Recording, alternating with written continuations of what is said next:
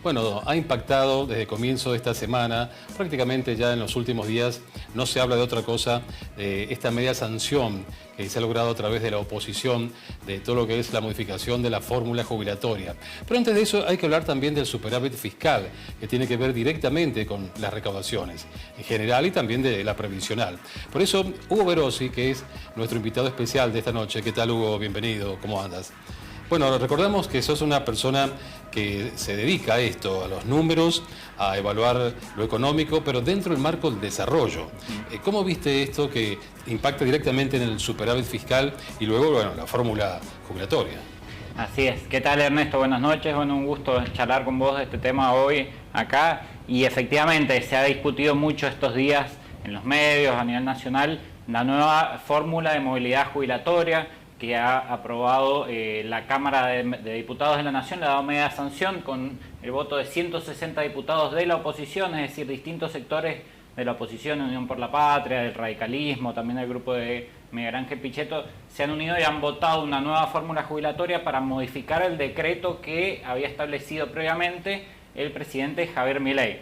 Si querés vamos a entrar de a poco en este tema, a entender qué es lo que se está discutiendo de fondo, que tiene que ver con los gastos del Estado, para luego llegar a la fórmula y qué es lo que se ha aprobado en este momento. Ahí, si quieren, arrancamos con el primer gráfico. Siempre traigo un poco para ilustrar de qué estamos hablando. El primer tema es, bueno, qué es lo que se está discutiendo de fondo, el superávit fiscal, ¿sí? Que es los gastos, y la diferencia entre los ingresos y los gastos, ¿sí? Tenemos un superávit cuando los ingresos del Estado son mayores a los gastos, y al revés, tenemos déficit fiscal cuando los gastos son mayores al ingreso. Ahí tenemos cómo ha sido la situación en los últimos 3 años, 2022, 2023, 2024. Esto es el acumulado hasta abril, ¿sí? Entonces son todos los gastos del Estado Nacional hasta el mes de abril correspondiente a cada uno de esos años. Entonces ahí vemos, los números están en billones de pesos, ¿sí? Ya estamos hablando de esos montos. Entonces tenemos que, por ejemplo, en 2022 ingresaron 27 billones de pesos al Estado y se gastaron 33. La barrita roja es la que representa ahí los gastos y la amarilla que está arriba son los intereses de deuda, ¿sí? Entonces, cuando la barrita azul supera la roja, decimos que hay superávit fiscal primario, y cuando la barrita azul supera las dos, a la roja y a la amarilla, decimos que hay superávit financiero. Ahí vemos que en los últimos tres años, en 2022 y 2023, los gastos fueron mayores a los ingresos, y hoy el gobierno está buscando fuertemente reducir los gastos, pero vemos también que eso genera como consecuencia que se vienen reduciendo los ingresos. Lo que tenemos en general es un Estado más chico. Si vemos cuánto ha caído en términos reales el poder de compra, digamos, del Estado en sus gastos, de 2022 a 2024 estamos hablando que ha caído un 36%, esto es más de un tercio del Estado Nacional se ha achicado, ¿sí? Y eso lo vemos, bueno, en las reducciones de distintos servicios, en los despidos de los empleados públicos que estamos viendo en el último tiempo. Entonces, ahora vamos a explorar un poco, pero bueno, qué es lo que se está reduciendo, qué es lo que tenemos en el siguiente gráfico. Esto, lo que tenemos acá, vamos a ver, es en el último año, en valores absolutos, cuáles son las partidas del presupuesto de la Nación que más se han recortado, ¿sí? Y ahí tenemos, están todas, digamos, hacia la izquierda, porque están todas en negativo, digamos, en este gráfico, y lo que vemos que se ha recortado en mayor medida para alcanzar ese superávit que estábamos mostrando para el año 2024, el gobierno ha buscado recortar los gastos. ¿Cuál es uno de los gastos? El componente más importante que tiene el gasto público nacional son las prestaciones de las jubilaciones, ¿sí? Los haberes jubilatorios, ¿sí? Que cobran todos los padres y abuelos y madres y abuelas de todo el país.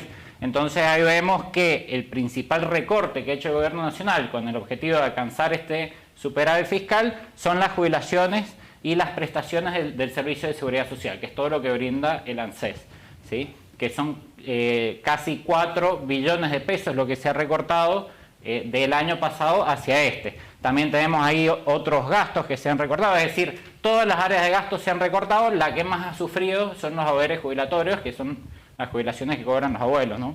Entonces tenemos también ahí una reducción importante en subsidios al sector privado. Entre esos encontramos, por ejemplo, los recursos que se destinan al colectivo, a pagar los boletos de colectivo.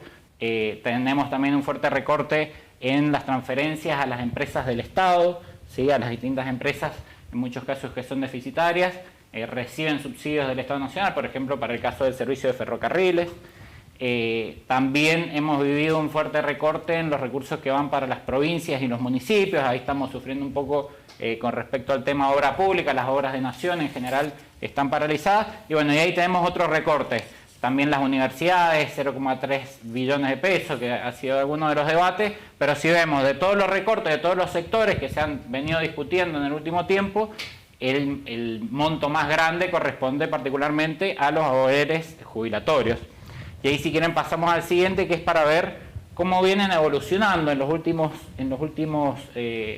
años. Bueno, ahí tenemos distintos años seleccionados, que son los inicios de mandato de los distintos gobiernos, y el 2023 para comparar cómo estábamos con el año pasado.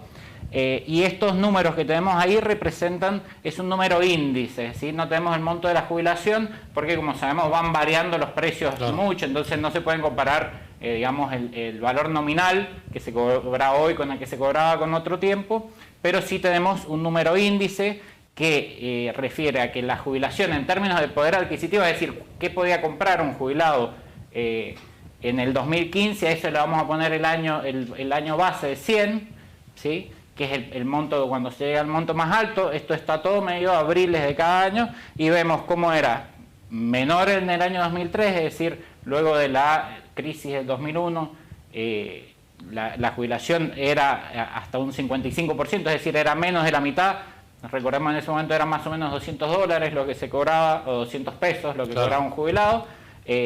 Entonces eso comienza a subir hasta el año 2015, es cuando tenemos los montos de jubilaciones más altas, y desde ahí sucesivamente se han venido recortando, las distintas administraciones de gobierno han venido recortando las jubilaciones. La barrita azul representa el total de jubilaciones, y la celeste que tenemos en 2023 y 2024 es lo que se le suma por bonos.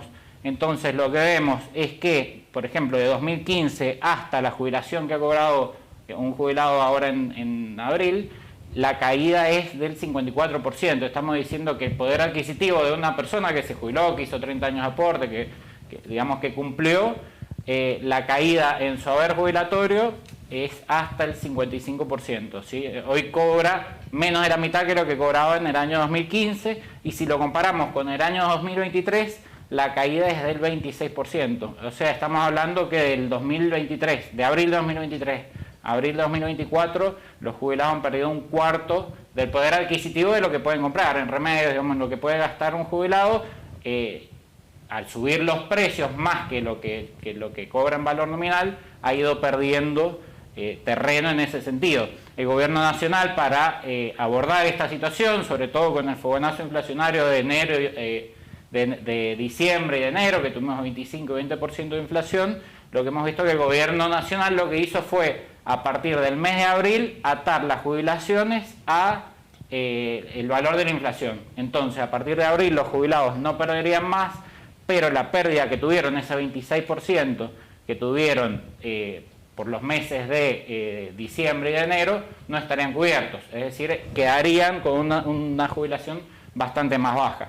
Entonces, en este sentido, lo que ha hecho distintos sectores de la oposición, viendo, digamos, la situación que están padeciendo muchos jubilados, han decidido votar una ley, se han unido distintos sectores, y se ha dado media sanción en la Cámara de Diputados, que ahora vemos en detalle de qué se trata, ¿no? Antes que nada, unos dicen, bueno, es maléfico lo que ha pasado con la oposición, están complicando la gobernabilidad por no seguir los lineamientos del Poder Ejecutivo Nacional, pero ¿cuál es tu opinión, Hugo, en relación a la fórmula en que estos diputados de diferentes sectores políticos llevaron adelante? Porque analizando ya los números en frío, se nota como que son números viables, como que le conviene al jubilado este tipo de actualización.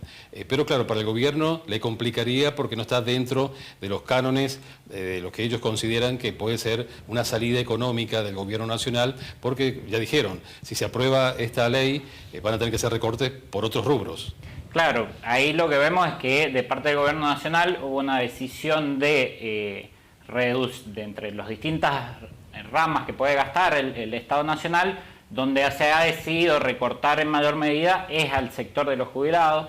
Entonces, bueno, la discusión está, bueno, ¿por qué un jubilado sí y no otro sector no? Digamos, esto es, como siempre en la política, es una cuestión de intereses, hay debate entre los distintos sectores, pero la realidad es que un jubilado que hoy está cobrando cerca de 200.000 pesos, que es la jubilación mínima, no llega a la canasta básica total. Entonces, en este sentido, no puede cubrir con 200.000 pesos la compra de remedios, la compra de alimentos, la movilidad que requiera para poder salir a hacer las compras. Y también pensemos que en muchos casos son las jubiladas, las madres y las abuelas también que sostienen la olla en muchas casas, así que compran la comida. Entonces, bueno, de parte de la oposición se ha planteado a través de este proyecto de ley, por un lado, aumentar al aumento que ya se viene del 12,5%, creo que es, aumentar un 8,1 más, que llevaría las jubilaciones a los valores de enero, es decir, tampoco llegaría a recuperar valores del año pasado, sino que lo que se haría es recuperar la inflación y lo que se perdió en el mes de enero. El 25% de diciembre ese es muy difícil de recuperar sin volver, digamos, a aumentar el gasto público. Y por otro lado, plantear a partir de ahora que, si bien sigan subiendo las jubilaciones en base a cómo vienen los precios, ¿sí?, relacionado al IPC, plantea un aumento adicional en los casos en que el promedio de variación del salario, ¿sí?, hay un índice que se llama RIPTE, que es un índice que calcula el Gobierno Nacional. En los casos en que el índice del salario aumentar también las jubilaciones, porque quiere decir que todo el sistema de trabajo registrado está aportando más también al ANSES. Entonces, no solo atar a los precios, sino en los momentos en que los salarios vuelvan a subir, porque estamos viendo una situación con salarios realmente muy deprimidos, muy bajos desde la devaluación del año pasado. Entonces, esta fórmula busca que la recuperación sea mayor y que no quede el poder adquisitivo de una jubilación atado a la situación actual, que no cubre la canasta básica. Y bueno, justamente otra de los puntos que tiene esta ley es aumentar la jubilación mínima, pasarla no sin bonos, digamos, ya en la fórmula definitiva, que sea como mínimo el 1, es decir, un 9% superior a la canasta básica total, ¿sí? Esto con el objetivo de que un jubilado pueda alcanzar, aunque sea, a comprar los alimentos y los remedios que necesita para vivir. Muchas gracias, Hugo. Bueno, Hugo Verossi nos